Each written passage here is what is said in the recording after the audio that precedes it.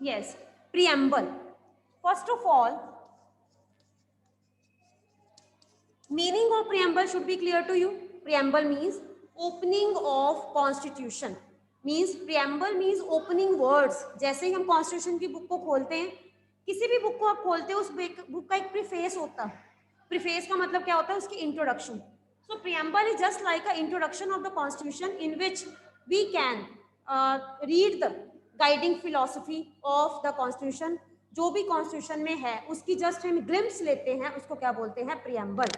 तो प्रियम्बल के कुछ वर्ड्स हैं, उन वर्ड्स का आपको मीनिंग आना चाहिए. Like how I can say India is a democratic, socialist, republic, sovereign and socialist country. तो प्रियम्बल के फीचर्स मीन्स हमने इन सबको एक्सप्लेन करना. Number one, democratic means in our country democracy is there. It means people are or representative are elected by the people and people are given right to vote. For example, in India, Prime Minister is elected for 5 years by the people of our country and universal adult franchise is given. तो ये हमारी country में है, democratic structure है.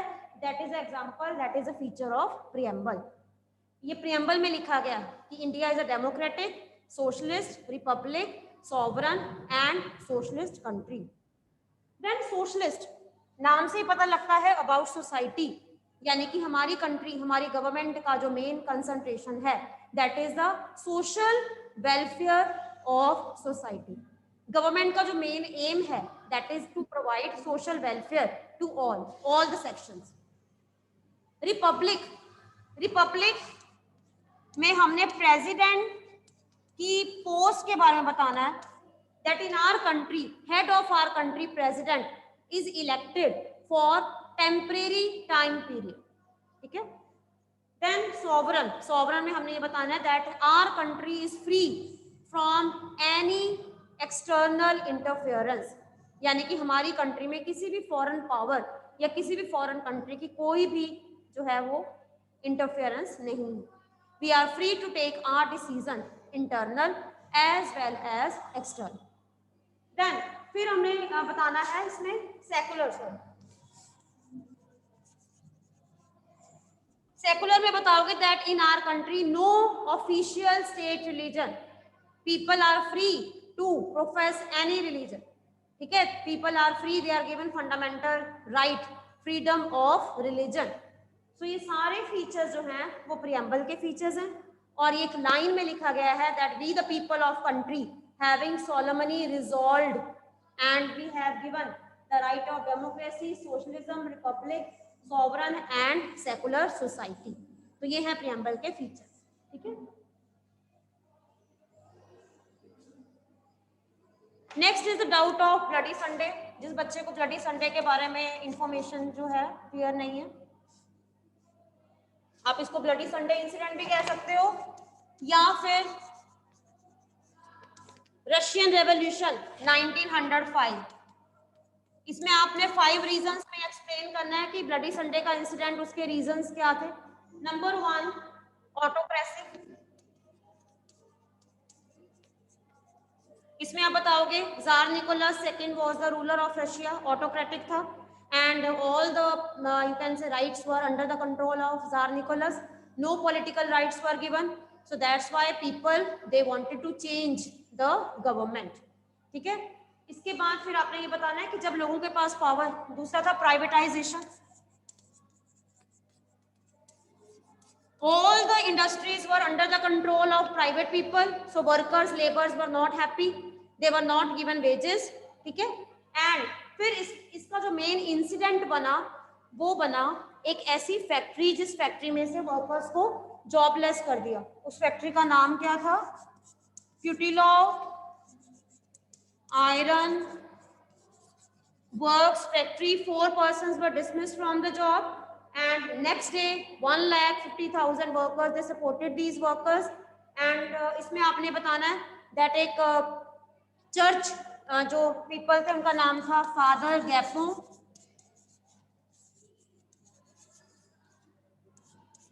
He supported, उन्होंने इस revolt को support किया। विंटर पैलेस जहाँ पे जार निकोलस सेकंड का पैलेस था वहां पे गए एंड आसपास जो है वो इकट्ठे हुए थे, gather there. What, they were attacked by the police और जार निकोलस सेकंड ने इजीली इनको जो है वो सप्रेस कर लिया रिवोल्ट को, इसलिए 1905 का रिवोल्ट सक्सेसफुल नहीं हो पाया और जार निकोलस को चेंज नहीं कर पाए। लेकिन इसका रिजल्ट क्या निकला, जार निकोलस ने पार्लियामेंट बनाने की परमिशन दी and this parliament was named as Duma. And Duma जो थी वो पार्लियामेंट जब बनी, इसमें all the members were of different groups, some were liberals, some were radicals, some were socialist. So tsar was not happy with the number of members in the Duma, so he change, उसने Duma को dismiss कर दिया, उसके बाद फिर से dismiss किया और लास्ट में कंजर्वेटिव्स कौन होते हैं, जो जार निकोलस सेकंड जो है उसकी पॉलिसीज या मोनार्की सिस्टम को कंट्री में प्रिजर्व रखना चाहते थे, ठीक है। और जो नई ड्यूमा बनी उस ड्यूमा में सभी कंजर्वेटिव्स को मेंबर बना दिया एंड इस तरह से 1905 जो इंसिडेंट था दैट वाज नॉट सक्सीडेड। उसके बाद 1917 में दो रेवोल्यूशन आए, एक हुआ फरवरी में और एक हुआ अक्टूबर। यहाँ तक क्लियर है? 1905 रेडी सुनिए।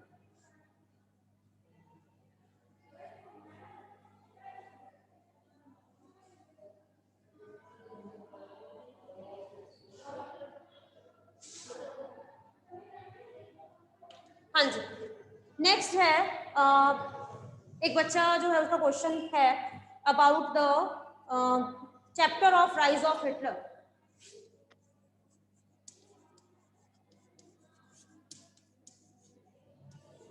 राइज ऑफ हिटलर जो चैप्टर है, इसमें सबसे पहले चैप्टर के अकॉर्डिंग जब भी आपने प्रिपेयर करना है, आपको वाइमर रिपब्लिक,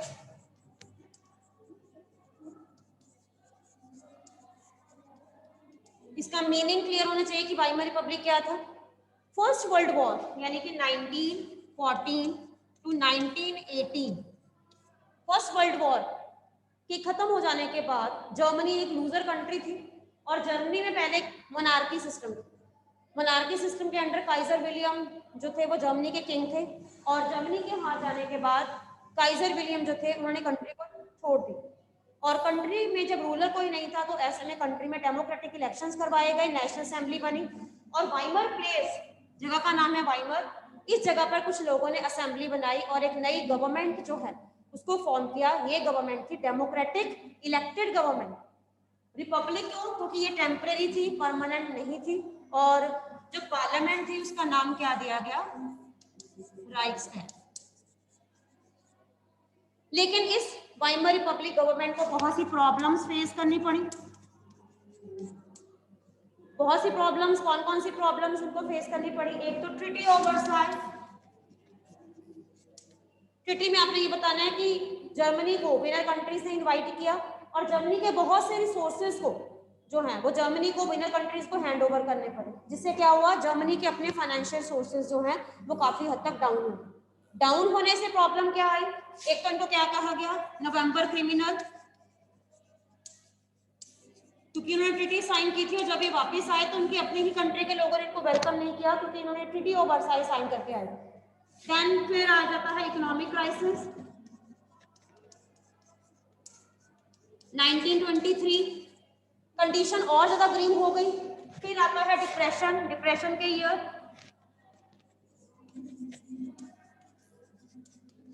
डिप्रेशन 1929, ठीक है, यानी कि यूएसए में wall street exchange share market के क्रैश हो जाने के कारण जर्मनी के ऊपर इसका और ज्यादा इंपैक्ट पड़ा और यूएसए ने जर्मनी को जो लोन्स दिए हुए थे वो वापस लेना शुरू कर दिए।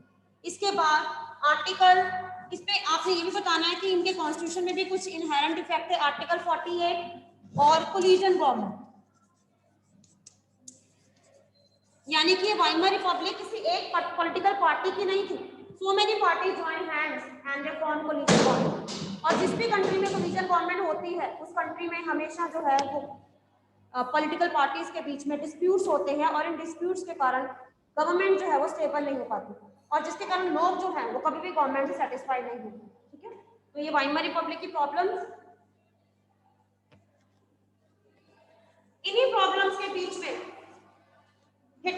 पॉपुलैरिटी, यानी कि हिटलर जो है उसकी पॉपुलैरिटी बताना है कि हिटलर कैसे जो है उसकी पॉपुलैरिटी कैसे हुई। उसमें आप उसको भी आप 5 पॉइंट्स में एक्सप्लेन करो पॉपुलैरिटी को। नंबर 1 बर्थ, इसमें आपने हिटलर का बर्थ बताना है, 1889 में उसका बर्थ हुआ और कंडीशंस बताने हैं कि फर्स्ट वर्ल्ड वॉर की कंडीशंस थी। देन 1914 टू 1918 में वो एक सोल्जर था, उसने आर्मी को ज्वाइन किया। जर्मनी हार जाने के बाद, यानी कि जब जर्मनी कंट्री हार गई तो उसके बाद उसने पॉलिटिक्स ज्वाइन की।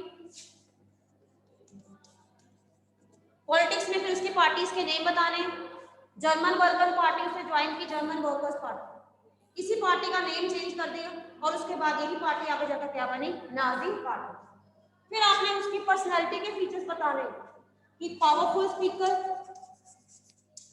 ठीक है, उसकी स्पीचेस बहुत ज्यादा जिसमें कहते हैं कि लोग दूर दूर से सुनने के लिए आते हैं, रैली, डिमॉन्स्ट्रेशंस, उसके रिचुअल्स, उसका स्वास्तिक सिंबल, यूनिफॉर्म, उसकी क्लैपिंग पैटर्न, ठीक है, और प्रॉमिसेस, उसने कौन कौन से प्रॉमिसेस किए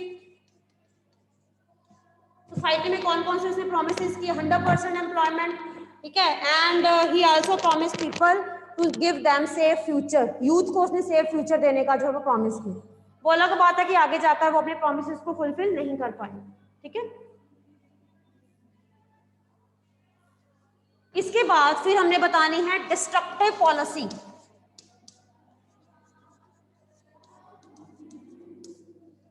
नाइनटीन 32 में हिटलर की पार्टी को मैक्सिमम नंबर ऑफ वोट्स मिले 37%, और इस जिसे हम कहते हैं मैक्सिमम नंबर ऑफ पार्टिसिपेशन के कारण उस टाइम पीरियड में जर्मनी के प्रेसिडेंट थे हिंडेनबर्ग, उन्होंने हिटलर को चांसलर की पोस्ट जो है वो ऑफर की, एंड हिटलर ही became the chancellor of Germany, but he was not satisfied because he wanted to rule the Germany.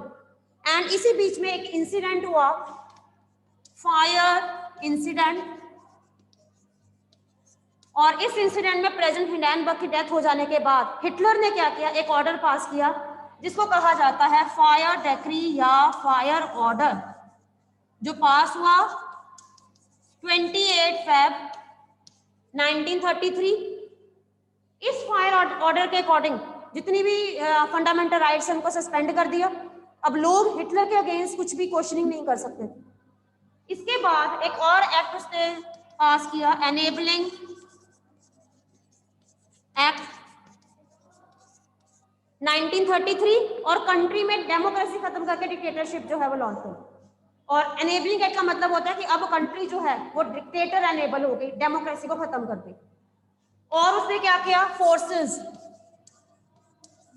अलग अलग तरह की police forces, secret police forces जो है वो अपॉइंट करना शुरू कर दिया ताकि लोगों की एक्टिविटीज पे नजर रखी जाए।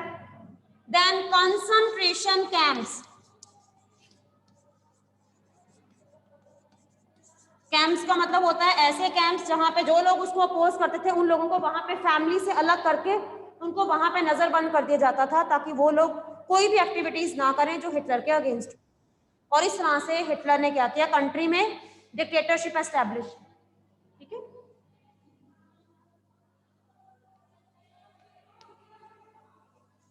इसके बाद है टोटल कंट्रोल, कि हिटलर ने जर्मनी के ऊपर टोटल कंट्रोल कैसे किया। टोटल कंट्रोल में भी आप हमेशा याद रखो कि आपने मेन उसको 5 पार्ट्स में डिवाइड कर लो, media, education, youth, women and Jewish. Media पे कंट्रोल करने के लिए उसने क्या किया, बहुत सी मूवीज बनाई, एटर्नल ज्यूज, पोस्टर्स बनवाए, बुक्स न्यूज़पेपर में, अपनी नॉर्दिक जर्मन आर्यन रेस को बेस्ट कंसिडर करने के लिए, और बाकी 52 कम्युनिटीज जिनको अनडिजायरेबल कर दिया, यानी कि जिनको वो अपनी कम्युनिटी में या कंट्री में नहीं देखना चाहता। और इस तरह से मीडिया में उनका मजाक उड़ाया गया। सबसे वर्स्ट सफरर कौन थे इसमें, जूइश, वो हम इस हेडिंग में करेंगे। लेकिन आपने ये बताना है कि मीडिया का सपोर्ट लेकर उसने बहुत से डिफरेंट वर्ड्स इंट्रोड्यूस किए ताकि लोगों को लैंग्वेज में फंसाकर जो है वो उनके मन में जूइश के लिए या बाकी लोगों के लिए या ऐसी कम्युनिटीज के लिए हेट जो है वो स्प्रेड की जा सके। देन एजुकेशन में उसने स्कूलिंग सिस्टम को चेंज किया क्योंकि वो बच्चों को वॉर के लिए तैयार करना चाहता था। नए नए सब्जेक्ट्स इंट्रोड्यूस किए, रेशियल साइंस सब्जेक्ट इंट्रोड्यूस किया, बच्चों को वॉर लड़ना सिखाया, सोल्जर बनना सिखाया, वेपन्स या मिलिट्री ट्रेनिंग कंपल्सरी कर दी, टेक्स्ट बुक को रीराइट करवाया, हिटलर की स्टोरीज को एज अ गॉड या मदर्स को ये जो है वो मैसेज दिया कि वो अपने बच्चों को वॉर को कैसे वर्शिप करना है वो सिखाए। स्कूल्स को प्योरीफाई और क्लींस किया गया और जितने भी अनडिजायरेबल चिल्ड्रन थे उनको सेपरेट किया गया और एजुकेशन के लेवल के ऊपर काफी हद तक उसने बच्चों के माइंड में वॉर रिलेटेड पॉलिसीज जो है वो प्रिपेयर की। देन यूथ में आपने बताना है डिफरेंट 3 ऑर्गेनाइजेशंस वर मैनेज, यानी कि जब बच्चा 14 इयर्स तक यानी कि 10 to 14 जो मेन एज ग्रुप है ओनली फॉर बॉयज, उनके लिए उसने एक ऑर्गेनाइजेशन बनाई यंग वॉक। देन 14 to 18 बनाई Hitler youth and 18 onwards labour service compulsory कर दी ताकि बच्चे जो हैं वो शुरू से ही कंट्री के लिए कुछ भी करने के लिए नेशनलिज्म जो है उनमें स्प्रेड हो। लेकिन ये नेशनलिज्म जो था वो एक एंटी नेशनलिज्म बन के आया। एंटी नेशनलिज्म का मतलब होता है कि जब हम अपनी कंट्री से इतने ज्यादा पोजेसिव हो जाते हैं कि उसके लिए अपनी ही कंट्री के लोगों को टॉर्चर करते हैं और वर्ल्ड में बाकी जो ग्रुप हैं उनको भी हम जो है वो किसी न किसी तरह से इफेक्ट करते हैं। तो ऐसा हिटलर ने किया। देन वुमेन के लिए कैसे कंट्रोल किया, कोड ऑफ कंडक्ट बनाए only for German Aryan, Nordic German Aryan, और जो उनके कोड ऑफ कंडक्ट को फॉलो नहीं करते उनको पनिशमेंट दी जाती थी, डिपोर्ट किया जाता। देन नेक्स्ट इज जूइश पे कैसे कंट्रोल किया, इसमें भी इसको भी आगे आप 5 पार्ट्स में, अगर सपोज ये क्वेश्चन है इसको भी आप 5 पार्ट्स में आगे डिवाइड कर सकते हो अगर ये सेपरेट क्वेश्चन आता है कि जूइश पे कैसे control. Number 1 they were called usurers. Usurers का मतलब होता है जिनको कंजूस या मनी माइंडेड या killer of Jesus Christ consider किया गया ताकि सोसाइटी में लोग उनसे हेट करें। देन घेटोज, उनको घेटोज एरियाज में सेंड किया गया और इसी के कारण उसने 3 स्टेप्स टू डेथ इंट्रोड्यूस किए। ठीक है, नंबर 1 एक्सक्लूजन, पहले उनको सोसाइटी से अलग निकाला। सेकंड क्या, घेटोइजेशन का मतलब अलग से एरिया बना दिए गए, unhygienic areas. And third is annihilation का मतलब होता है to deport in the gas chambers. ठीक है, देन थर्ड जूइश जो है उनके लिए क्या किया, स्कूल जो चिल्ड्रन थे उनको सेग्रीगेट कर दिया, जो जूइश टीचर्स थे उनको डिसमिस कर दिया उनको जॉब से, उनके लिए सेपरेट एरियाज बना दिए। ठीक है, नेक्स्ट हॉलोकास्ट।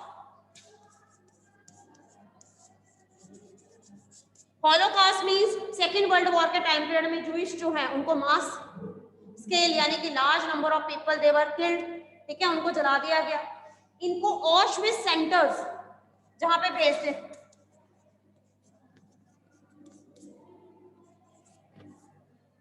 ऐसे एरिया जहां पे इनको रखा जाता था उनको बोलते थे ऑशविट्ज सेंटर्स। और ऑशविट्ज सेंटर्स में इनको जो है वो जूइश जो थे इनको मारा। तो ये हमने बताना है कि जूइश के ऊपर उन्होंने कैसे कंट्रोल किया। ठीक है,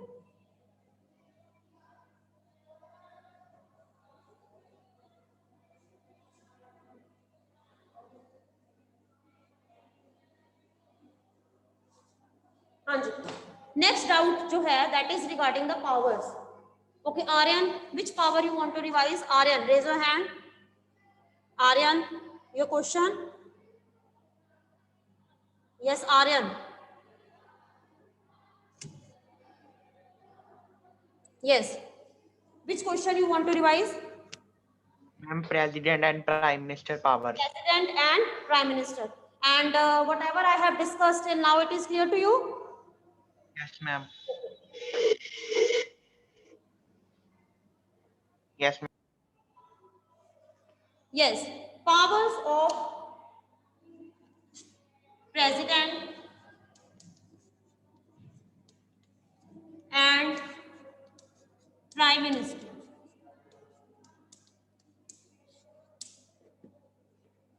सबसे पहले प्रेसिडेंट की पावर्स को अपने हेडिंग वाइज जरूर लिखना। लेजिस्लेचर, लेजिस्लेचर का मतलब होता है लॉ मेकिंग, यानी कि प्रेसिडेंट की पार्लियामेंट में क्या यानी कि ब्रैकेट में लिख लो कंट्रोल ऑन पार्लियामेंट,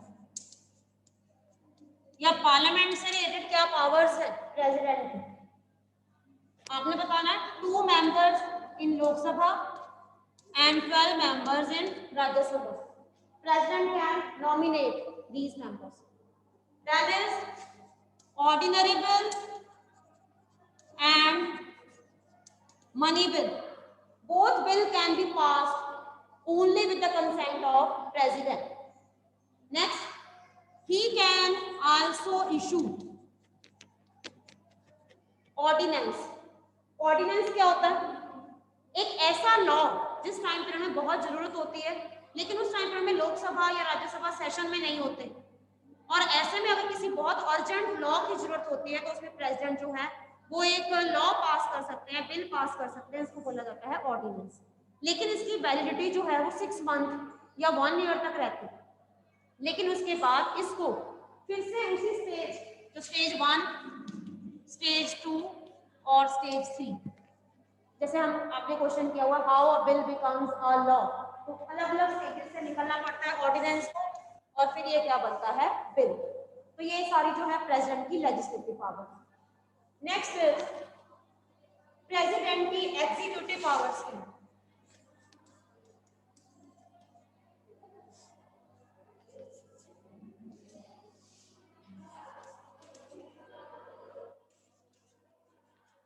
इसका मतलब है कि प्रेसिडेंट जो है वो prime minister and council of minister पे क्या कंट्रोल कर सकते हैं।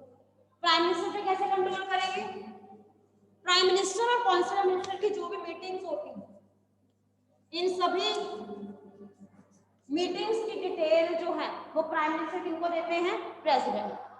इट मींस आपने यहाँ क्वेश्चन पढ़ा हुआ ना प्राइम मिनिस्टर का जो पावर्स है, prime minister act as a link between council of minister and president.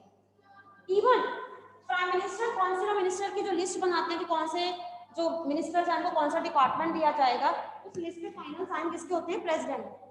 Even prime minister and president both can change the department also.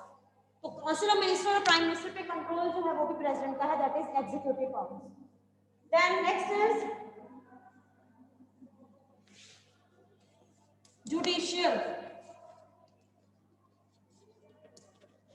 Judicial में आपने बताना है नंबर 1, एक तो जजेस of supreme court and high court, these are appointed by the president. Second आपने बताना है no criminal case can be file against president.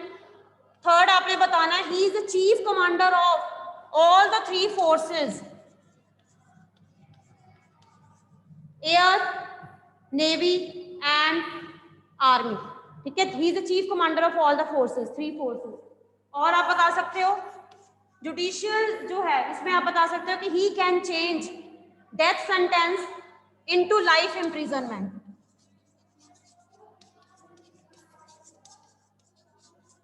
यानी कि अगर किसी पर्सन को फांसी की सजा दी गई है तो प्रेसिडेंट से अपील करके उसको जो है वो लाइफ इम्प्रिजनमेंट में कन्वर्ट कर सकते हैं।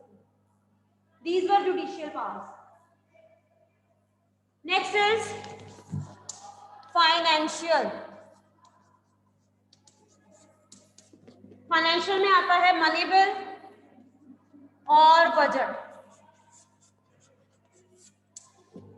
यानी कि हमारी कंट्री में कोई भी बिल अगर वो मनी बिल है या बजट है वो प्रेसिडेंट की परमिशन या साइन के बिना जो है वो पास नहीं हो सकती। ठीक है, ये फाइनेंशियल पावर्स में आता है। Next is electoral. इलेक्टोरल में आपने बताना है कि president can appoint election commission, chief election commission, prime minister, जजेस of supreme court and ambassadors, governors of all the states. ये हो गया उसका electoral function. Next is emergency. Emergency में 3 तरह की इमरजेंसी लगा सकते हैं। 352 में नेशनल इमरजेंसी, 356 में स्टेट इमरजेंसी एंड 360 में financial emergency. All these powers are of president. अब जब हम प्राइम मिनिस्टर की पावर्स करते हैं, इसमें हमने एग्जीक्यूटिव लेजिस्लेचर नहीं लिखते हैं. इसमें हम सबसे पहले आप लिखोगे अपॉइंटमेंट. प्राइम मिनिस्टर जो है, जितनी भी प्रेसिडेंट की पावर्स हैं, ठीक है, प्रेसिडेंट कंसेंट यानी कि प्रेसिडेंट की जितनी भी पावर्स हैं वो प्राइम मिनिस्टर की कंसेंट के साथ ही होती हैं. तो इसका मतलब है कि जो प्रेसिडेंट की पावर्स हैं इनडायरेक्टली वो प्राइम मिनिस्टर की भी हैं. प्रेसिडेंट जितनी भी उनकी अपॉइंटमेंट्स हैं उनके लिए कंसल्टेशन किनके साथ ले सकते हैं? Prime minister. Other than this prime minister जो है वो काउंसिल ऑफ मिनिस्टर उसकी लिस्ट प्रिपेयर करवाते हैं, उसको अपडेट भी करते हैं, रिशफल भी कर सकते हैं. ठीक है. Then second is foreign policy. हमारी कंट्री की फॉरेन कंट्रीज के जो भी डीलिंग्स हैं, फॉरेन पॉलिसीज हैं, इनको डील कौन करते हैं? Prime minister. जो भी फॉरेन विजिट्स हैं या हमारी कंट्री किस ऑर्गेनाइजेशन की मेंबर है इंटरनेशनल, उसकी सारी जो प्रोसीडिंग्स हैं these are controlled by prime minister. Then third is he is the leader of nation and party. All the people are always eager to listen the speeches of prime minister. ठीक है. हमेशा हम इस जो है हमें रहता है कि प्राइम मिनिस्टर जो है वो इस पर्टिकुलर टॉपिक या इशू पे लोगों को क्या गाइड करेंगे. तो that is also very important. ठीक है. Then fourth is